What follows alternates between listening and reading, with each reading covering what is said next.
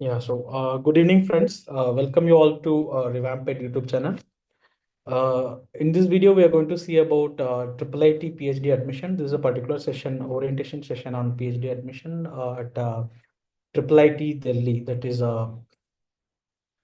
Indraprastha Institute of Information Technology, which is located in Delhi. We have Shruthy Harilal with us, who is a research scholar researching on caste in IIIT Delhi. She'll be joining with us. We have a lot of students who have raised question related to IIIT Delhi. We have also uploaded our video in YouTube as well. If you have any question, you are watching this video in live, and if you have any question, then you can comment it in the live chat. Otherwise, also you can text me. Those who are in Zoom, I request you all to be in mute mode. Mute your video, mute your audio. When it is needed, you can just unmute and ask a question. Otherwise, also you can use the chat box option. It is there. In that, you can directly text to the question to Shruti or me. We can try to reply you. Welcome, Shruti. Yeah, now the session is with you. Thank you so much. Okay, I'll start. Hi, everyone. My name is Shruthi Harilal, and I'm currently in the fourth year of PhD in sociology at IIIT Delhi. I'm so grateful to Revamp for giving me this opportunity to share my journey and offer insights that I hope will be helpful as you consider your academic path. So Ilaya has actually given me few areas that I should be covering, like why one should apply to IIIT Delhi, life of the scholar at IIIT Delhi, coursework, the application process and all. So I'll try to cover each of this, and maybe if you have any questions, you can ask in the end. So I'll start. So why one should apply for PhD at IIIT Delhi? So this is a personal decision, but for me, IIIT Delhi has been an incredible, supportive, and dynamic environment. The social sciences and the humanities department is new, and I found it very welcoming and open to the ideas that the scholars bring. Faculties here are very encouraging and ready to explore new ways of seeing and engaging with in social sciences. Previously, in traditional institutions like Delhi University, AUD, and all, I mean, they were at the forefront of producing research in the field. But I can somehow feel that, but now, given the funding challenges and other limitations, self-financing institutions like IITs, IIITs, and all, they are kind of becoming a promising space for research. There is a lot of scope for exploring innovative ideas here. So in IIIT Delhi, right now we have like 39 research scholars in just in a span of 3 to 4 years in the SSH department. It's growing rapidly. So in terms of funding, if you are on institute fellowship, it's equivalent to the JRF stipend, plus they are giving HRA also. But you have to do teaching assistantship with supervisors or other faculties here. Additionally, they also give you funds for the laptop during your course, in which you can purchase a laptop during your course time. Also, like an amount of 2.5 lakhs is given for doing conferences both abroad and nationally. I think which is a good amount, because usually I mean, we have seen our own friends from other universities usually struggling if they want to go for conferences abroad, especially if the place they're going is not funding them. So in that case, I felt that this is a good opportunity that IIIT Delhi is providing us. And also they have this opportunity to spend a semester abroad.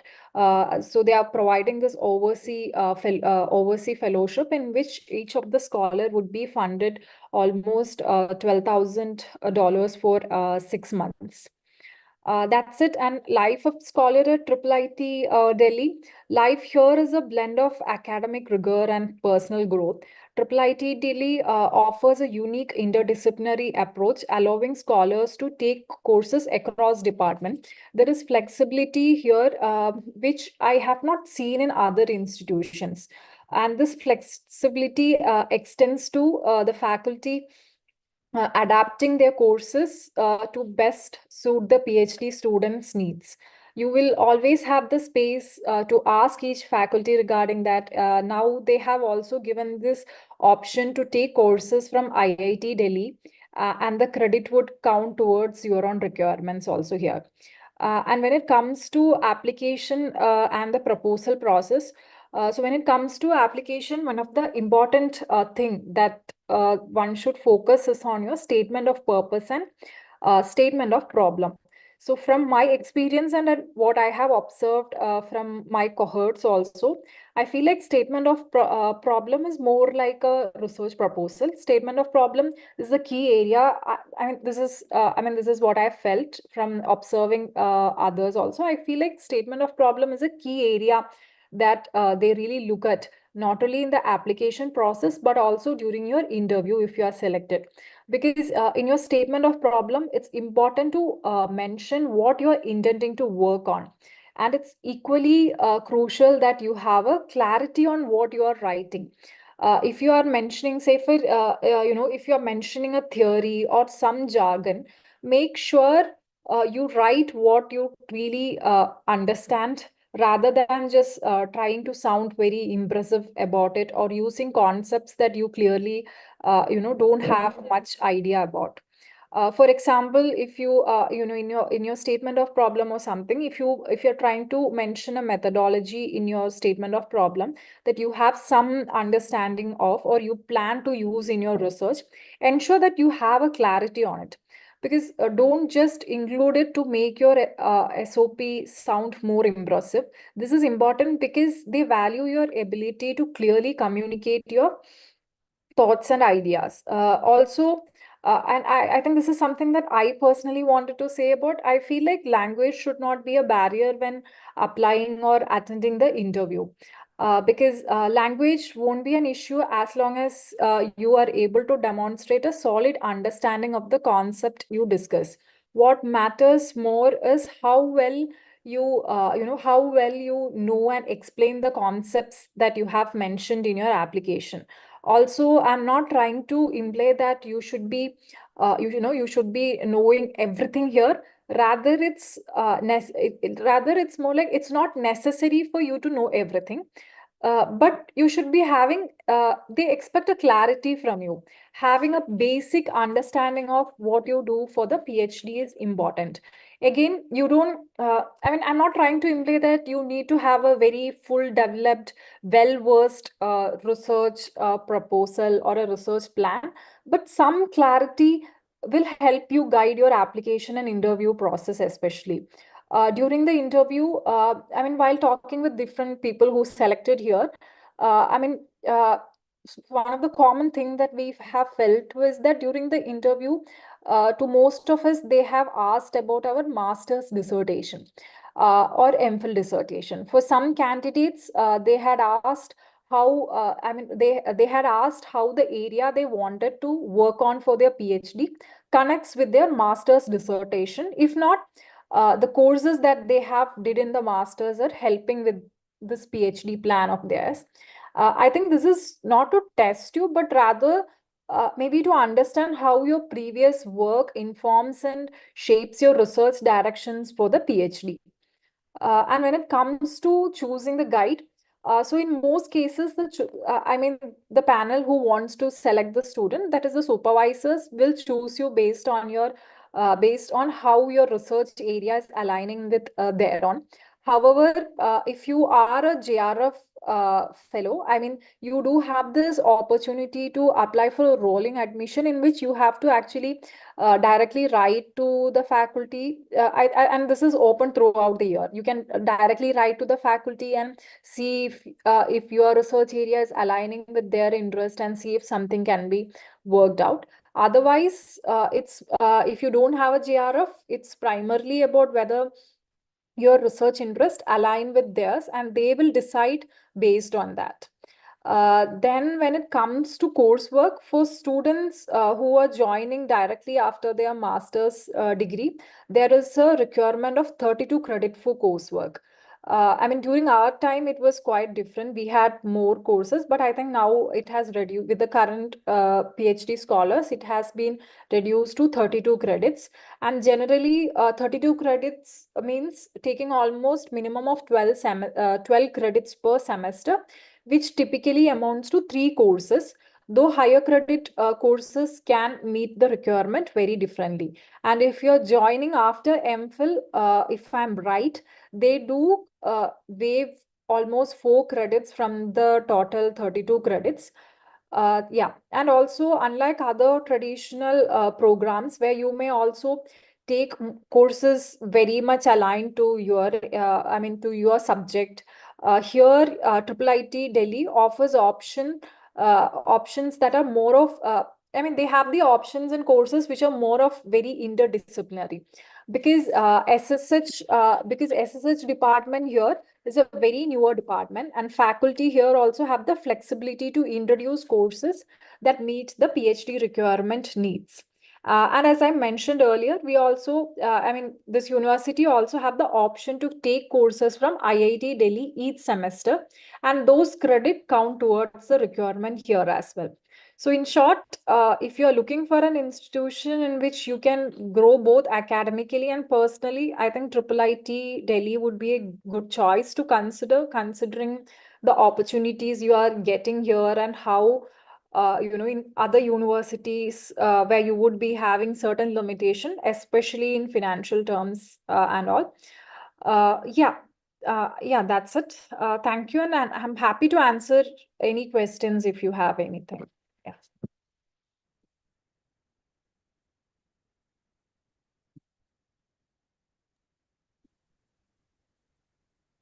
Yeah, thank you, Shruti. Yeah, so dear participant in Zoom, you can unmute yourself and you can ask question. Otherwise, you can write in the chat box if you have any queries that you can directly ask. So before anyone asking question, I have a query that so there is a question from Nikhil, who wrote to me that he was asking for maximum how many pages of SOP, statement of purpose, we have to write, or statement of problem we have to write in. They do So have, I mean, they would have mentioned it in the criteria, right? yeah, I think he is also having a doubt whether should I just simply state the problem, or is it a full-fledged proposal? No, so I mean, you might have to edit a bit if you have a proposal. I mean, you might have to take certain parts from it and put it out there, because they're not expecting an entire proposal, but rather more of the statement of problem in which uh, you can edit it accordingly. Because earlier during our times, if I'm right, it was more of research proposal. I joined in 2020 August. I mean, our batch, we all submitted research proposal, if I'm right. But in the later batches, especially in the last 2 years, most of them had submitted statement of problem and all. So most of them had, I mean, some of them did mention the question that they are, the kind of research question they want to explore on, the limitations that they are facing, the objective of the research. Yeah, those areas. Okay. Thank you. And there is another question as well. There is no seat matrix has been publicly given. Hmm. So a lot of students asking how many seats are there, will I be able to get it, and a lot of questions. So how to go about that, and how about the reservation policy, because they were worried about AUD. A lot of students applied to AUD, but they couldn't able to get the seat, but stating that they are considered as a non-NCR category. So basically the reservation to AUD is limited to a state university. So similarly, they were also worried about triple IT. What will happen to that in I the mean, they have not mentioned the exact number of seats. Even in our year also, they have not mentioned the number of students that they wanted to take in. But I mean, in our batch, they had, I mean, we were actually the first batch. So they had actually taken 5 students from it. And they had actually ensured uh, like equal representation from all the category of students during our batch. But this time, I mean, even in the upcoming batches, even after ours also, I think like they have never mentioned the seat metrics as such, but they do take a good number of students. It also depends upon the faculty as such, because say for some faculty, for those who are applying for institute fellowship, it's not necessary that all the faculty would have the token for institute fellowship. Some might have and some may not. While for JRF, they do have the option of um, taking taking the student if the interest area is aligning. So mostly they do not mention the like seed metric as such. It's mainly upon the faculty to take it. If they, I mean, if they feel that their research is, I mean, the interest is aligning with the research that the student is proposing, they do take them. Okay. And I think Yeah. rolling admission is also something that they, I mean, students can, even if they don't crack it this time also, maybe, I mean, whatever comments they are getting on, they do can improve upon those comments, and later they can apply it with a rolling in the rolling admission if they have a JRF. Again, if they have a JRF. Okay. And I have two more questions. Then I ask again, once again, if any of the participants in Zoom, do you have any queries like Arvind, Naveen, Pawan, Sanan, Vijay? Do you have any question or can I go ahead with my question?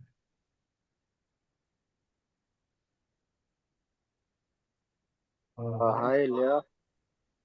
Hi, Shruthy. I have a question. Yeah, tell me. May I ask? No. So, I had my master in social innovation and entrepreneurship, and I had my master in education. And Mm-hmm. I don't have JRF, so I'm confused in which department I have to apply in human design center or maybe social sciences department. Because Sorry, few of I the didn't hear the papers like last. entrepreneurship, no. Sorry, I Am I didn't hear audible? the last part. Okay, I am Arvind Kumar. I had my master in social innovation and entrepreneurship, and I had my master in education also. Hmm. And I'm confused in which department I have to apply. I few of the research area from human centered design also aligned to me, and the social sciences center also aligned to my research area. Few of my interest area, research area. That's entirely upon you to apply which department you should be applying. If you feel like, I mean, your research is aligned more to SSH, you can try for that. I mean, human center is something that, I mean, I'm not really aware of that, to be very frank, about that department. SSH is something that I can say about. Because I think since you have two masters and it's more aligned to social sciences, you do can attempt applying there.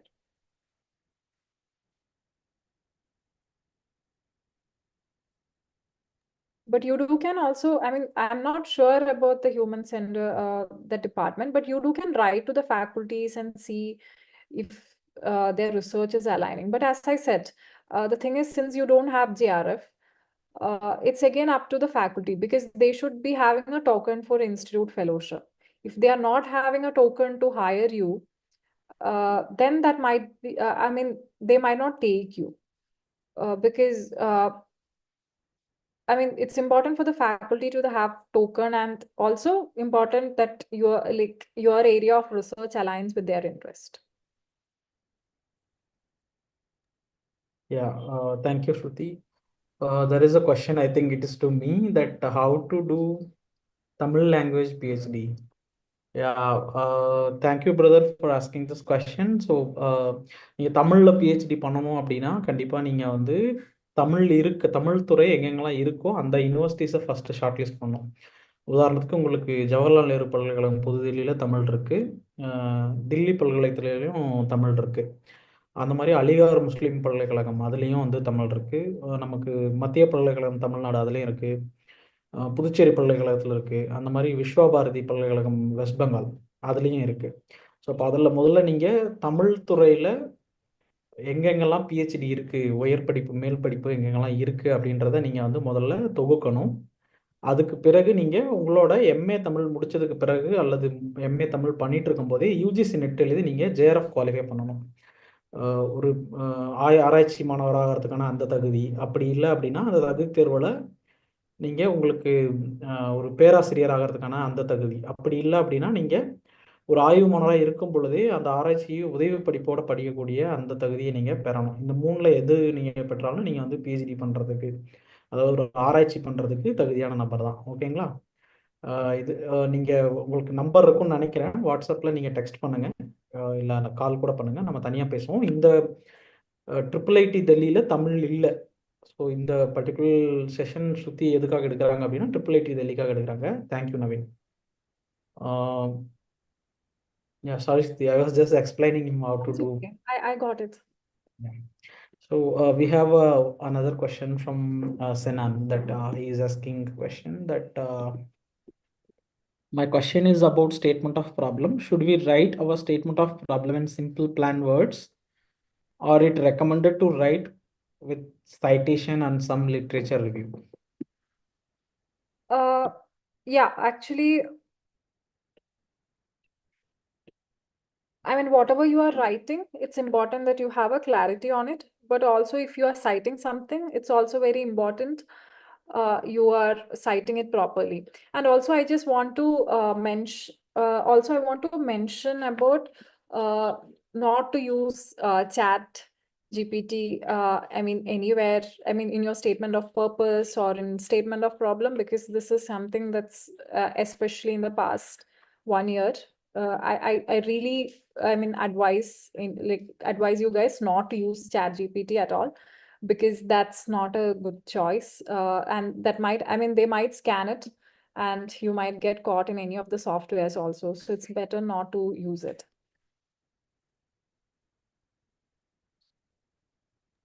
And also in your research, if you are planning to, if you are just, I mean, with regards to the question that you asked, if you're just planning, I mean, if you have some idea, say for you have to, like carry the idea that this particular author or researcher had I mean, you want to take that forward, it's important that you mention it there and see how it's working out.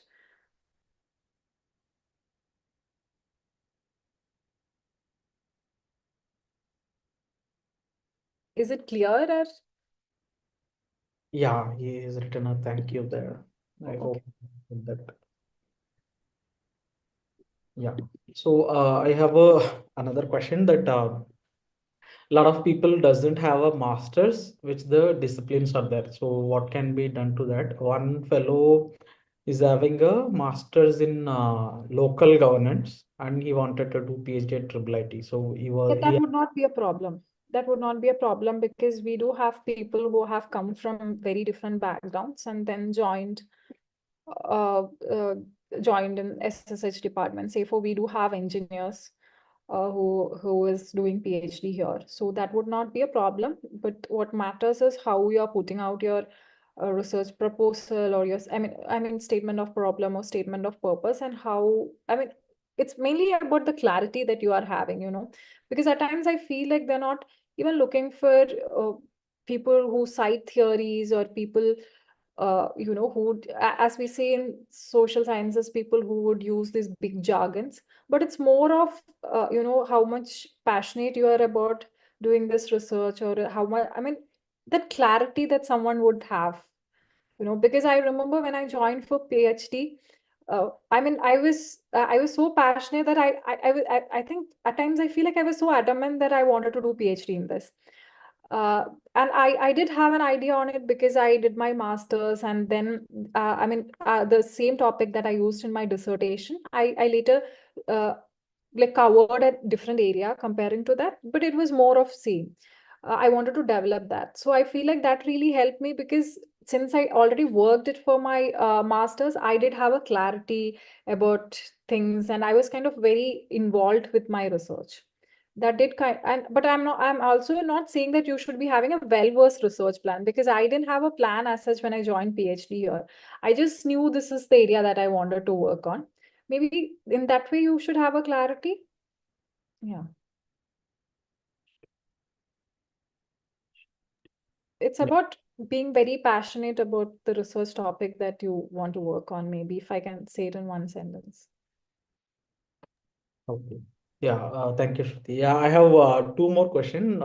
I request you to address it a little bit briefly. So one is that about how is the campus atmosphere and how the campus is supportive towards students' life, because a lot of students drop out from PhD because one is that they couldn't able to accommodate, or they couldn't able to cope up with the peer pressure which is there existing in this campus academic sphere. That is one. And the second reason is that they couldn't able to get a guide. The institute is not allocated the guide. That I mean, like, a lot of institutions follow the same pattern. First they will be selecting the students and there will be a coursework, then later they will allocate the guide. Yeah. So a lot of students have the conflict with the guide and then they eventually drop out, and a lot of people undergo a lot of pressure. So we are witnessing that. So how the campus atmosphere is supportive towards the students. Okay, I think I'll answer the second part that you asked first with regards to, uh, am I audible? Yes, yes, you are. Yeah. So, I mean, with regards to the guide and the students, I mean, comparing to other universities, like say for like you were mentioning about TIS, you were mentioning about AUD and all. I think here you do have I mean, that's something that I feel really good about here, because there is a structure here and they do really follow the structure. The structure is not here just for the sake of it, but people, even like from the academic staff to like the admin staff to academic staff, everyone just follows the structure and they actually have a good timeline comparing to other universities. Because I mean, other universities we would see people, I mean, I have friends from other places, I don't want to mention the name of universities, where they haven't met their guide for 1 year. But that's not the case here. Like that's not the case. They do have a good structure and they ensure, I mean, like I was actually quite surprised to know that people they have taken admission and they still not being allocated the guide. That's not, I mean, that's never the case here, because during the interview process itself, if you are selected, the guide would also be allocated. That would not be a problem here at all. That I mean, that's something that I can say from the experience I had here for the 4 years, because it's upon the guide's interest also to take you, and so you would not be left alone there. And with regards to the campus life, I mean, I mean, I can say that this is a very small campus. It's not a big campus like JNU, TIS, or DU. I mean, I studied in TIS Hyderabad and we never had a campus. But comparing to this, I feel like this is a good place though. But still, this is a very small campus. But I mean, I've always felt that the department, especially SSH department, I mean, all the faculty, they're very kind of very supportive. Even in terms, even if you're facing anything personal or if you're facing something regards to your research, or I mean, they are very understanding in that terms. And they, I mean, they actually work with you together and ensures that like you are actually having, I mean, at least you are able to adapt to it. Because so far we have not seen any students here who has actually dropped out and dropped out, like only in few cases where they actually got something better universities abroad or something, they have dropped it out and went there. Other than that, like other experiences not there from SSH department. And mental health wise also, I felt the faculties here is quite supportive. Yeah, I'm happy to know that, because a lot of time students directly come from masters and they struggle a lot. Even we started taking supportive English classes because they couldn't able to cope with the guide and the other peer group. Uh, yeah, there is one more question from Sanan that uh, do we have any number of publication mandatory in journals for us to complete the PhD? Like in VIT, here are two compulsory publication from the university's name. Yeah, so here also they are following the UGC guidelines. So we have to have two publications uh, before passing out. But I think good thing is the faculties here, like from the first year itself, since you are already doing the coursework, this is something that I have found very helpful.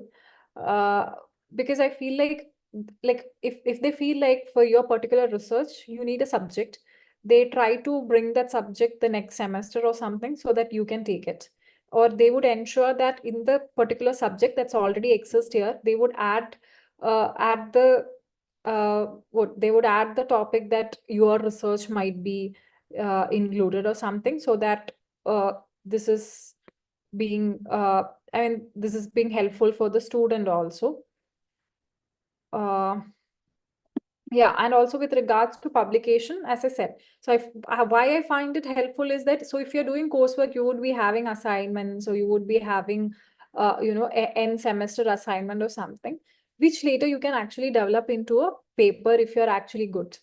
This is something, and your supervisor or the faculty which are like with whom you are doing the course, they would actually really help you. Like they would actually give comments, because I've seen so many of my friends from other universities who says that they don't get any comments as such, in any of their assignments, or in any of their dissertation, or any work in any of their chapters. I mean, I myself come from TIS Hyderabad. I studied there for 5 years.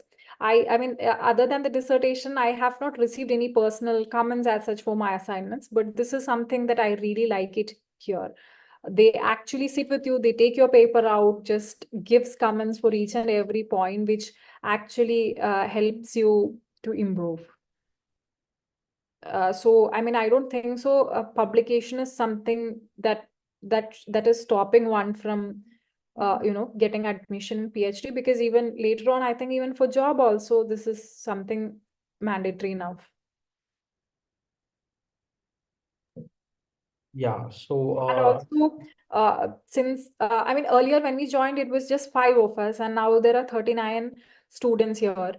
So now we are also, I mean, since the community is also kind of getting bigger, although it's small comparing to other places, but it's bigger for us. And because that is also kind of giving us opportunity to do the student-led conferences. We are planning a student-led conference. We have this ethnography workshop, which we work very closely with the faculties. I think such exposure is something which we generally don't get in other universities, since it's a very small department also. You actually really work with the faculty very closer here.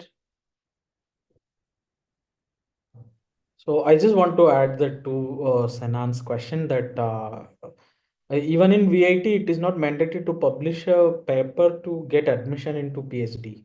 No, no, no. Publishing paper is not. So you need not to worry about getting admission into completing PhD. Both things are different. You have to be careful about it. And since you already have JRF, I don't think so. A lot of trouble will be there with your admission. So you have to be very clear about your research. That's it. And there is an appreciation message from YouTube. If any of you watching in YouTube would like to ask any question, you can comment in the chat box. So I think this will be the last question. If any of you want to ask any question, you can text in the chat box. Those who are in Zoom also can text in the chat box. Otherwise, we can wind up this meet. I can share my email ID if Yeah, someone wants to reach out or something. yeah, that we can do. There is again question from Senan again.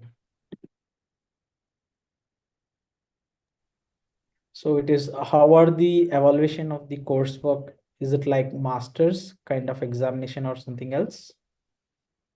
Yeah, okay. So it depends upon the faculty you're doing the coursework with. I think I joined during the COVID time, so it was mostly online. But nowadays, with the current batches, they are having, at times they do have commentaries, they do have assignments, which you have to submit online, or they would have to do a presentation. At times they do have end semester exams as well. It really depends upon the faculty and how they want to go about it.